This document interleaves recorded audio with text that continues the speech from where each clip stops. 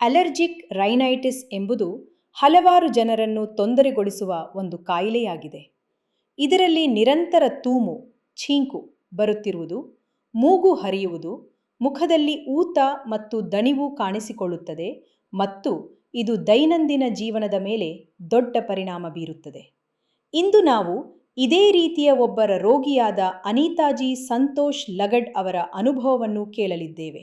ಅನಿತಾಜಿ ಅವರು ಹಲವು ವರ್ಷಗಳಿಂದ ಜ್ವರ ಮತ್ತು ಅಲರ್ಜಿಯಿಂದ ಬಳಲುತ್ತಿದ್ದರು. ಈಗ ತಮ್ಮ ಅನುಭವವನ್ನು ಹಂಚಿಕೊಳ್ಳುತ್ತಿದ್ದಾರೆ. ಹೇಗೆ ಅವರಿಗೆ ಮಾಡರ್ನ್ ಹೋಮಿಯೋಪತಿ ಚಿಕಿತ್ಸೆಯಿಂದ ಆರಾಮ ದೊರಕಿತು ಎಂಬುದನ್ನು. ನಾನು ಅನಿತಾ ಸಂತೋಷ್ ಲಗಡ್. ನನಗೆ ಶೀತ, ಸರ್ದಿ ಮತ್ತು ಅಲರ್ಜಿಯಿಂದ ತುಂಬ ತೊಂದರೆಯಾಗುತ್ತಿತ್ತು. ಅದರ ಪರಿಣಾಮವಾಗಿ ನನ್ನ ಮುಖದಲ್ಲಿ ಊತ ಬರುತ್ತಿತ್ತು ಮತ್ತು ನನಗೆ ನಿರಂತರ ತೂಮು, ಛೀಂಕು ಬರುತ್ತಿತ್ತು. ನಂತರ ನಾನು ನಗರದ ಒಂದು ಪ್ರಸಿದ್ಧ ವೈದ್ಯರಿಂದ ಅಪಾಯಿಂಟ್ಮೆಂಟ್ ತೆಗೆದುಕೊಂಡೆ. ನಾನು ಅಲ್ಲಿ ಹೋದೆ. ಅವರು ನನಗೆ 10 ದಿನಗಳ ಔಷಧಿ ನೀಡಿದರು. ಔಷಧಿ ನೀಡಿದ ನಂತರ ಅವರು ಹೇಳಿದರು, 10 ದಿನಗಳಲ್ಲಿ ಯಾವುದೇ ಬದಲಾವಣೆ ಕಾಣಿಸದಿದ್ದರೆ ನಿಮಗೆ ಎಂಡೋಸ್ಕೋಪಿ ಮಾಡಿಸಬೇಕು. ಆದ್ದರಿಂದ ನಾನು 10 ದಿನಗಳ ಕಾಲ ಔಷಧಿ ತೆಗೆದುಕೊಂಡೆ.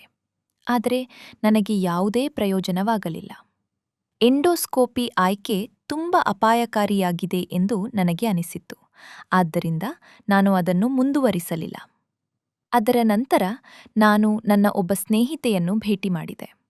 ಅವಳು ನನಗೆ ಸಲಹೆ ನೀಡಿದರು, ನೀವು ಹೋಮಿಯೋಪತಿ ಚಿಕಿತ್ಸೆ ಪ್ರಯತ್ನಿಸಬೇಕು. ಒಬ್ಬ ಸ್ನೇಹಿತೆಯ ಸಲಹೆಯ ಮೇರೆಗೆ ಅನಿತಾಜಿ ಮಾಡರ್ನ್ ಹೋಮಿಯೋಪತಿಯಲ್ಲಿ ಚಿಕಿತ್ಸೆ ಪ್ರಾರಂಭಿಸಿದರು. ರೋಗಿಯ ಸ್ಥಿತಿಯನ್ನು ಆಳವಾಗಿ ಪರಿಶೀಲಿಸಿದ ನಂತರ ನೀಡಿದ ಹೋಮಿಯೋಪತಿಕ್ ಚಿಕಿತ್ಸೆಯಿಂದ ಅವರ ಶೀತ, ಸರ್ದಿ ಮತ್ತು ಅಲರ್ಜಿಯ ಸಮಸ್ಯೆಗಳಲ್ಲಿ ಗಮನಾರ್ಹವಾದ ಸುಧಾರಣೆ ಕಂಡುಬಂದಿತು. ಕೆಲವು ಕಾಲದ ಚಿಕಿತ್ಸೆಯ ನಂತರ ಅವರಿಗೆ ಬಹುತೇಕ ಸಂಪೂರ್ಣವಾಗಿ ಆರಾಮ ದೊರಕಿತು ಮತ್ತು ಅವರ ದೈನಂದಿನ ಜೀವನ ಮತ್ತೆ ಸಾಮಾನ್ಯ ಸ್ಥಿತಿಗೆ ಮರಳಿತು. ನಂತರ ನಾನು ಇಲ್ಲಿ ಬಂದೆ. ನಾನು ಔಷಧಿ ಪ್ರಾರಂಭಿಸಿದಾಗಿನಿಂದ ಈಗವರೆಗೆ ನನಗೆ ಸುಮಾರು 95% ಮಟ್ಟಿಗೆ ಸುಧಾರಣೆ ಕಂಡುಬಂದಿದೆ. ಈಗ ಯಾವುದೇ ತೊಂದರೆಯಿಲ್ಲ. ನಾನು ಕೇವಲ ಪ್ರೇಕ್ಷಕರಿಗೆ ಹೇಳಲು ಬಯಸುತ್ತೇನೆ, ಹೋಮಿಯೋಪತಿ ಚಿಕಿತ್ಸೆ ಅಲೋಪತಿಯೊಂದಿಗೆ ಹೋಲಿಸಿದರೆ ನಿಮಗೆ ಬೇಗ ಉತ್ತಮ ಅನುಭವ ಕೊಡುತ್ತದೆ ಮತ್ತು ದೇಹದ ಮೇಲೆ ಯಾವುದೇ ಸೈಡ್ ಎಫೆಕ್ಟ್ ಇರುವುದಿಲ್ಲ. ನೀವು ಕೂಡ ಅಲರ್ಜಿಕ್ ಶೀತ, ಉಸಿರಾಟದ ತೊಂದರೆಗಳು ಅಥವಾ ಇತರ ದೀರ್ಘಕಾಲದ ಕಾಯಿಲೆಗಳಿಂದ ಬಳಲುತ್ತಿದ್ದರೆ ಇಂದು ತಾನೇ ನಿಮ್ಮ ಸಮೀಪದ ಮಾಡರ್ನ್ ಹೋಮಿಯೋಪತಿ ಸೆಂಟರ್ಗೆ ಭೇಟಿ ನೀಡಿ ಮತ್ತು ತಜ್ಞ ವೈದ್ಯರಿಂದ ಸರಿಯಾದ ಮಾರ್ಗದರ್ಶನ ಪಡೆಯಿರಿ.